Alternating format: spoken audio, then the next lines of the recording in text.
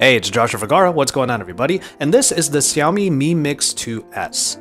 S iterations are becoming increasingly common in the Android space, and this one's kind of no different. You do have a couple of key elements that are enhanced, but for the most part you get the same phone from before, and the good news is that this phone is actually one of the more attractive ones that we've used. In terms of design, you still get this ceramic backing, which shines beautifully, and it's still one of the better phone materials that we actually don't see a whole lot in smartphones, and we kind of wish that we did. You can already see the main change on the back, and that is with the dual lens setup. This is a 12 megapixel and 12 megapixel camera package that is very similar to the one that you may have already seen on the Xiaomi Mi 6. Now this is a big deal because now the size of the pixels is up to 1.4 microns, which should help with low light, and just on its own it should provide a little bit more detail. We've done a couple of tests already with the original Mi Mix, and you'll see those in the full review, but we already see a bit of an increase in detail and quality. That lens comes in at an f1.8 aperture, and with the secondary lens you get a 2x optical zoom. They do use dual pixel autofocus, which means that the autofocus should be faster than before. Now, one thing that I do have to mention, the software on this global version of the phone, overall, the OS and also the camera software have not really been finalized, so there are going to be some things that change between now, my full review, and then a follow-up review that I'm going to do when I get my hands on the completely finalized unit. One of those things that the new software will finalize is AI assistance in the camera. Basically what they're using AI for in this case is to cut out the subject in portrait mode a lot easier, but also it's trying to add in the beauty modes in such a way that is not only reasonable but effective. These are things that we can't really test out right now fully, and we will make sure to have that ready for you with our follow-up camera review.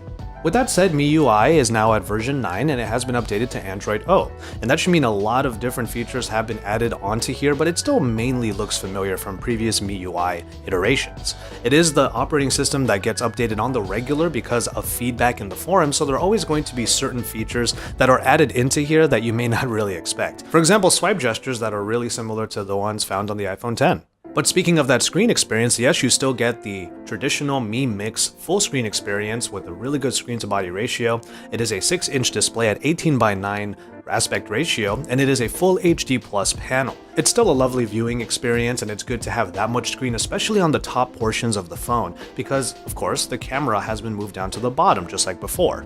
Having some elements be on this bottom bar is kind of the antithesis to the notch, so that's why I think it's kind of nice to see this phone come out with this kind of motif rather than move on to the notches like everyone else seems to be doing.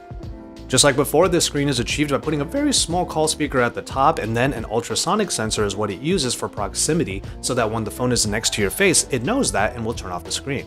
But from there we can get into the internals. This is of course going to be an updated version of the Mi Mix, so it gets the latest Snapdragon 845, and there are still those really high specifications that you get on here, with models that range from 6 to 8 gigabytes of RAM, and then in this case I have the 256 gigabyte of onboard storage edition.